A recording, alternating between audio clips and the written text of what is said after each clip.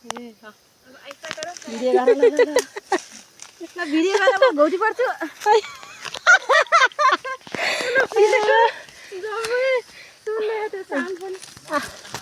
आम खोज आयो बाबा बाबा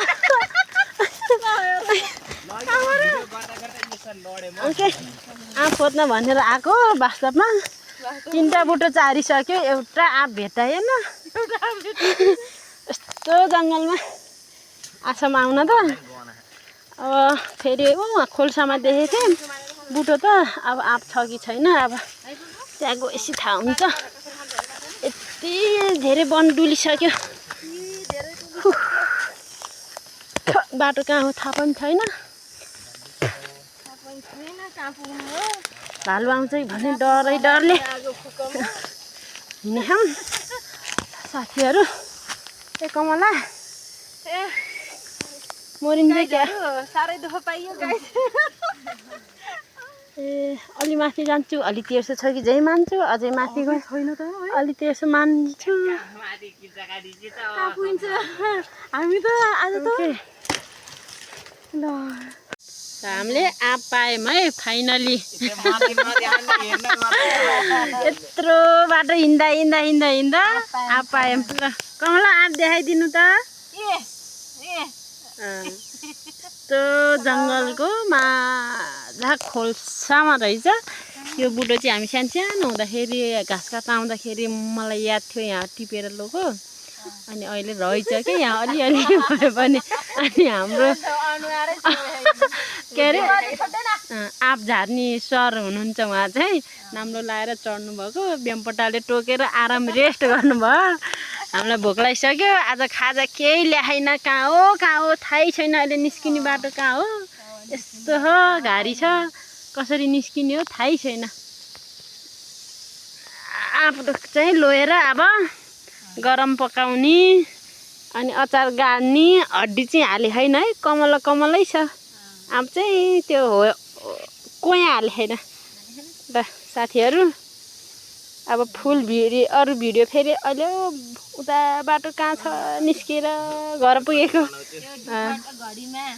दुःखद घडीमा झन्डा 3 ठाउँमा चारेपछि बल्ल लास्टमा यहाँ छ होला भनेर उक्लिँदै आएर अनि बल्ल भेट्टायो यहाँ रहेछ बुर्कुसी मारेर आएको हामी त अनि छिटो झारेर जाम्ला भनेको झार्ने मान्छे चाहिँ म निधाएर शरमा लाएर बेमपट्टाले टोकेर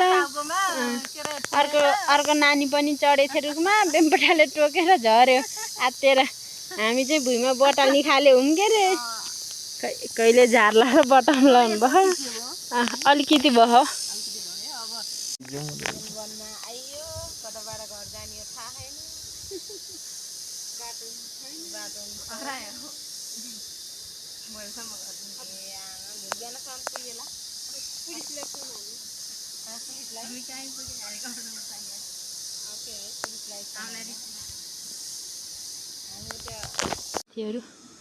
बाटो खोज्दा 1.5 घन्टा लाएर निस्क्यौँ होला हौ हामी त बल्ल बाटोमा म त थकै लाएर भोक लाएर 5:30 भइसक्यो ल्यात परेछ सोल्टी देखा थापा सोल्टी कतिको भोक लाग्यो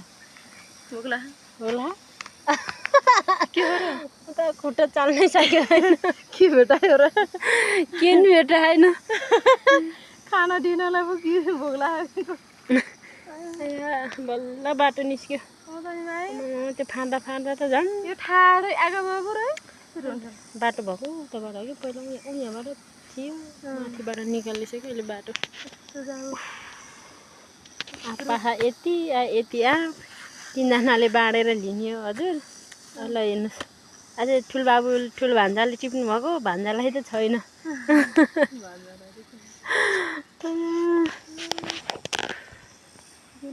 ल साथीहरू बल्ल दोकान आउन लाग्यो अलिअलि सास आयो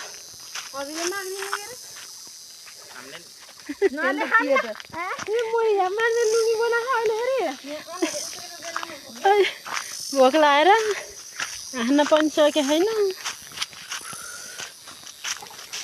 अब पैसा चाहिँ यो 4 जनासँगै छैन पैसा। उधारो दिन्छ दिन्न हामीलाई। अब उधारो मागेर खानियो दियो भने 4सम्म लाग्छ मलाई दिन्छ जस्तो लाग्छ। अब फ्रुटी खाम भने मिठो लाग्दैन के रे।